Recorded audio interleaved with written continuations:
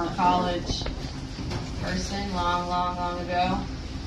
It's because they know they're not going to see you for a while. When it doesn't pan out, if it does pan out even, they might have second thoughts. You never know.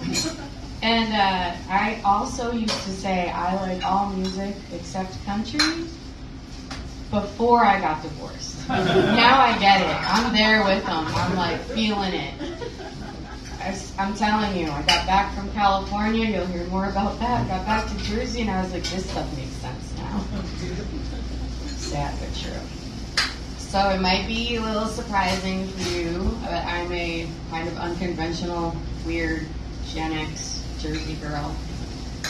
While it seems like everyone else was growing up in the 80s, like feral latchkey kids drinking from hoses and cooking their own meals and maybe cooking meth before they hit the playground.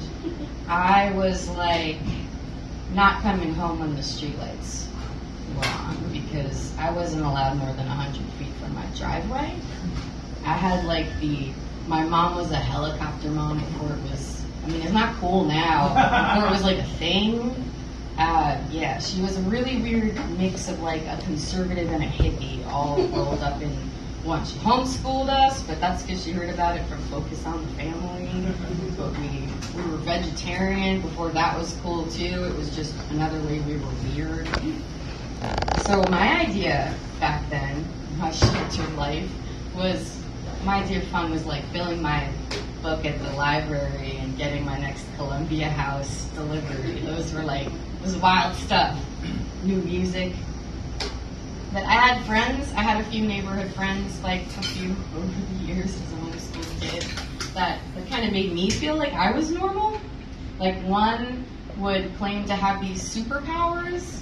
Like she had eagle eyes one day, and the next time she's like, I smell that dog, I know where your dog went, I have a dog nose. I'm like, all right, Melissa, cool, I guess. And then there was another one who I think was completely making this up, but it's like they told me that they had booby traps set up and I had to follow them, but I think it was just a trick to get me to follow them around. So yeah, some of my neighbors made me feel like I was fairly normal. So I'm Jewish, hey, happy Hanukkah, but miracle, whatever you like. But don't judge. I decided at one point to look past the homophobia and the sexism and the weird cult origins, and I was a Christian for a while, which to me now is like, I don't know what kind of life, I don't know. How did I wind up there? It's like, I gave myself to the Lord. What was I thinking?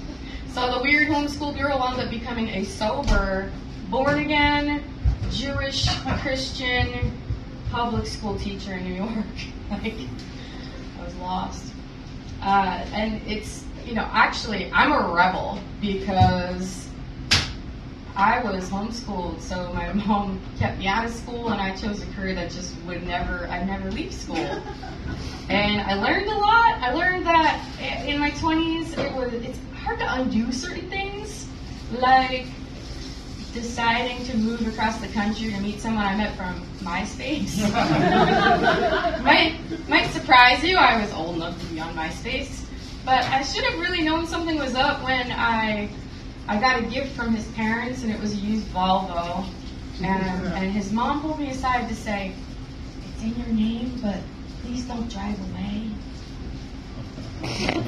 So I have a type, and it's apparently weird and tragic enough for reality TV.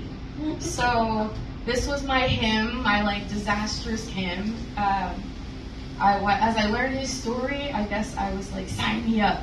He was 16, he was at a rave, high on E, and God spoke to him. I'm like, wow. And so before he peaked on the E, God told him that he should become a Christian. He went home and asked his mom for a Bible and dubbed himself a prophet of God, started a cable access TV show, and I guess I heard all this and I was like, hi guys, you're the one, let me join your cult. So I got to see the PCH, I got to go to my first dispensary, I got to add professional scrapbooker, cult leader, and substitute teacher on my resume. So what's more California than that? Thank you.